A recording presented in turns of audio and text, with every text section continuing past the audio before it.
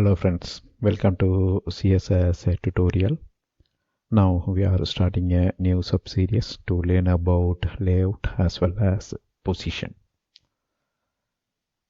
Now let's get introduced to layout.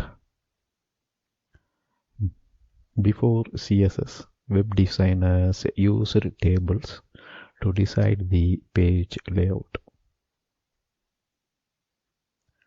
Nowadays, tables are aimed to focus on data rather than layout, and CSS is used to perform the page layout.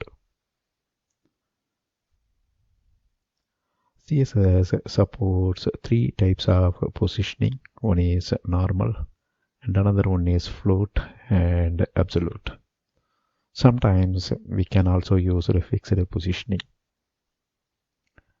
In our previous videos, we have learned how each HTML element is contained inside a box.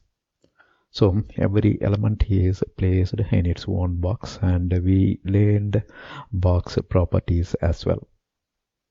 So the properties are content width and height, padding, then the border style itself, border style, border size, border color, all the stuff. Then the margin spans from the border outwards.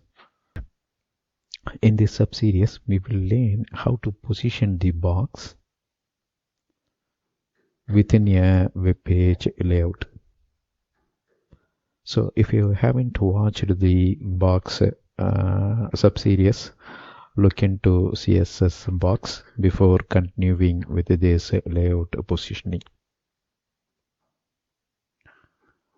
That's all here in this video. Thank you for watching. Bye.